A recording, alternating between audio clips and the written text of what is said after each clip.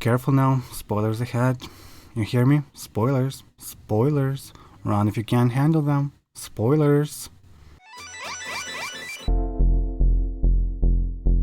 So, FF7R2 is an amazing experience, but there are a couple of things that I either dislike or wish were a little better. Number 1. As I was exploring the continents, I noticed that the big structures, the buildings, are only partially rendered. The situation is happening in Junon with the lighthouse, the bridge, and the ships. I also noticed it happening in the grasslands with the tower, and the building with the bandits.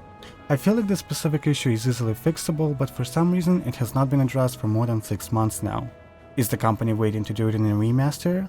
Will it never be updated? Whatever the case is, it is a minor issue, but it's taken me out of the immersion pretty much immediately. Number 2. I think this one came with one of the recent updates. Basically, something's going on with the ocean. For some reason, in Junon the ocean is very grainy. I didn't see this issue happening in Grasslands, but I think there is something similar happening in Nibelheim. It is once again a rendering issue with the graphics options enabled. I guess it's goodbye to full immersion in this one, and hello to a fix that might happen maybe in a remaster. Number 3. A limited amount of spells and materia. I haven't seen anyone talking about it, but basically, I wish there were more spells. Just like in the previous game, you get the wind spell, the fire spell, etc, etc, and that's pretty much it. We also get bravery, protect, comet, but to be honest with you, I still find myself wishing there were more. Perhaps something like in Crisis Core? In short, it would have been better if we had a bigger variety instead of just having to level up mostly the same materia we had in the first game. Number 4. The same situation is happening with weapons and abilities. For some reason, we're getting the same abilities we had in the first game. We do get a few additional ones, and I suppose it's to show the growth and the evolution of the characters, but overall, at the same time, doesn't it feel kind of silly to be getting new weapons and mastering the same abilities throughout the entire game, which lasts approximately 100 hours? Number 5. Why are we missing the previous weapons? We got the summons from the first game, so why don't we get the weapons from the first game as well? Number 6. Why was Cloud's Punisher mode changed? Personally, I was very fond of the version we had in the first game. The version we get in the second one doesn't feel as practical as the one we had in the first one. It is hard to control because of the animation and the hitbox of a character. As I was playing the first game, I almost always used the Punisher mode. When I was playing the second game though, I frequently found myself sticking to the defense mode because the new Punisher felt very uncomfortable. In addition to that, now we are also getting a Prime mode which once activated changes the base Punisher. If I'm being honest with you, it kind of felt like the company itself knew that the new version we were introduced to wasn't as good as the previous one, so they gave us an option to use something better. All in all, why couldn't we be given an option to use both the new and the old versions of the Punisher? Number 7. The transmuter system is not fun. Number 8. The continents are empty. Number 9. The exploration of the world is not rewarding. Long story short, it feels like the developers of this game had these giant continents they had to do something with, but they just didn't know what to do with them. Personally, I think that's how the item transmuter system was born. But back to this system, so you have to gather ingredients in the field in order to get new items like accessories, bracelets, and general items. This situation might look good if you're standing very far away from it, but in reality, it is very boring and unrewarding. In reality, you spend countless hours exploring the continents and gathering the ingredients to get new items. Most of the gathering you kinda do automatically as you're simply running around, but the problem happens once you're finished. The problem here is that most of the time you're not really getting anything important from the transmuter system. You get slightly better bracelets, items you usually end up not using, and accessories that are destined to stay in your inventory untouched until the end of the game. At some point, it feels like you literally do this system because it's there, and because you're already automatically gathering things as you're exploring the world. But speaking of the exploration of the world, no matter how hard you look and no matter where you go, you usually never find anything useful. Personally, I find myself always looking and always searching for some amazing materia or some kind of a hidden treasure. At the same time though, I also find myself getting frequently frustrated and disappointed when I ended up finding a treasure chest with gil, Moogle medals, and more ingredients I did not care about. Throughout the entire game I had this constant feeling that I'd be able to find something amazing, and I never really did. When I found materia, it pretty much always ended up being an AP up, HP up, or MP up. Sometimes it'd get an elemental, but since it's something we already had in the first game, it felt kind of disappointing as well. In conclusion, one of the biggest problems with this game is the emptiness of the continents and the constant frustration of being not rewarded for your efforts. You go through these giant empty places and you never really find anything worthwhile. I suppose I shouldn't even mention the hard mode, as just like in the first game, there is no real reward for doing it. You don't get new weapons, you don't get new accessories, and you certainly don't get any new material. Number 10. Speed up, strength up, and magic up. Why do we not have more of these? Just why? I mean, clearly we're going to get all of them in the third game, but why do we have to play 2 whole games having only a couple of them?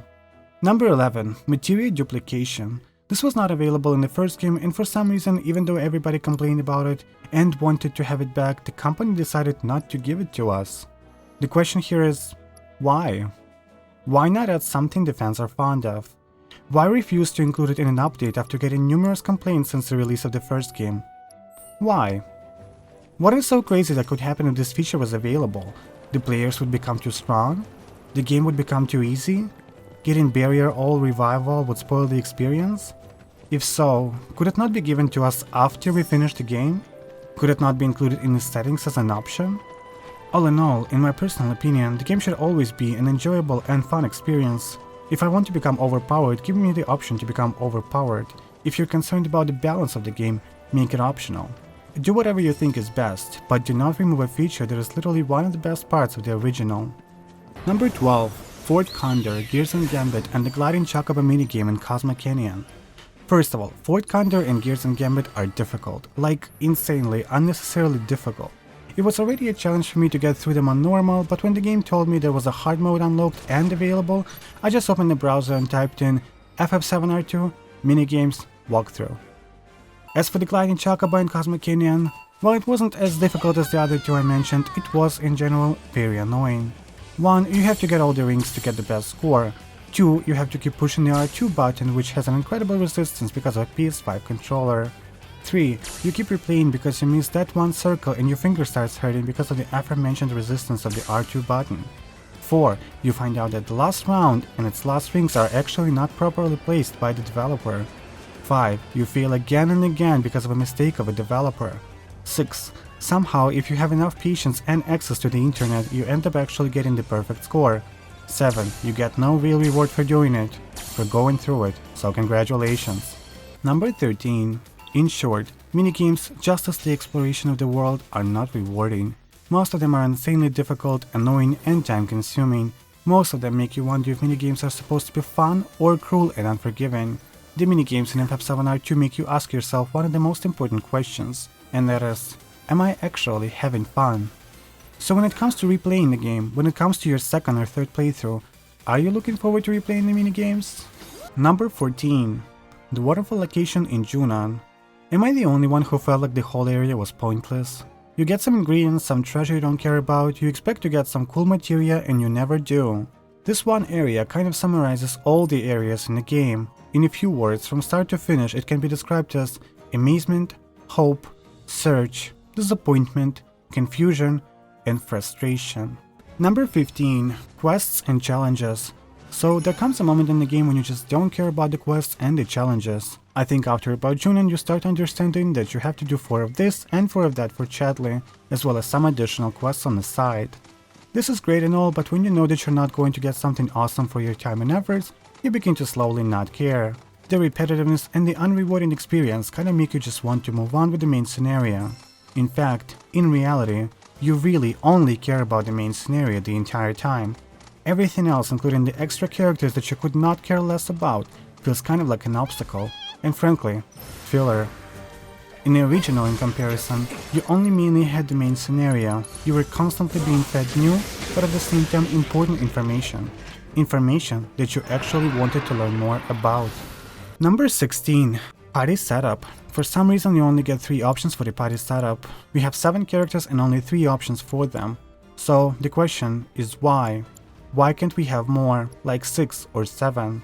Every time I want to try a different pair combination, I have to go into the combat settings and literally change them. This limitation forces me to not try new pairs. So again, why? Number 17. The main story. When we played the first game, the characters saw the end of the world, how Aerith died, fought the Whispers, and supposedly changed everyone's fate. When the team gets to calm though, they actually never talk about it. In fact, throughout the entire game, all of the characters pretty much never discuss anything important. We go from point A to point B, we get a little bit of information with an intriguing ending and then have to wait for the next bit on the next part of the continent. Here are some examples. In Calm, Tifa tries to talk about Cloud's past, gets upset, and we play for about 20 hours to get to the swamps. In the swamps, Cloud literally almost drowns, he sees Sephiroth, and no one ever talks about both Cloud drowning or Sephiroth. Again, they don't talk about it. Yet another good example of this is when Tifa dies in Gangaga. She gets resurrected and everyone decides to go to Cosmic Canyon to discuss things there. Later. Like it's not important enough to do it immediately. Like it's not a big deal that Cloud was possessed and Tifa was swallowed by a weapon. We get to Bugenhagen, he refuses to listen, and as you probably already realize, the party doesn't talk about it again. No. So, was everything that happened important? End of the world? Tifa's death? Cloud's personalities? I don't know. It's not like the characters ever talk about it. We do get some serious glances here and there though. I mean, the characters don't talk, but they do have serious facial expressions. For example, when Cloud literally kills people in the Temple of the Ancients, instead of stopping and talking about the insanity that's happening with Cloud before getting the world-destroying materia, the entire team just stares at him. In conclusion, sometimes it does feel like the developers themselves had no idea what to do with the main scenario. Quite often it seems like they fill the story with either a "let's discuss things later" situation, or a very, very meaningful yet hard to understand vague facial expressions. Overall, it feels like the main thought on the creator's mind was, just gotta stretch the story to the forgotten capital, and we're done. Number 18. Aerith. So, in the first game we were basically promised that things were going to be different.